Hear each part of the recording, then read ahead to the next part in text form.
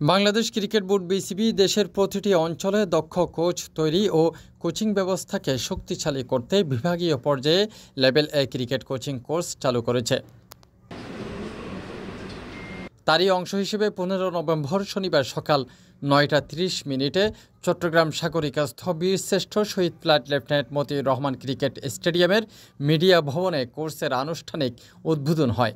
3 দিনব্যাপী কোর্সে চট্টগ্রাম বিভাগের 11 জেলা থেকে আগত 30 জন সম্ভাবনাময় কোচ অংশ নিয়েছেন।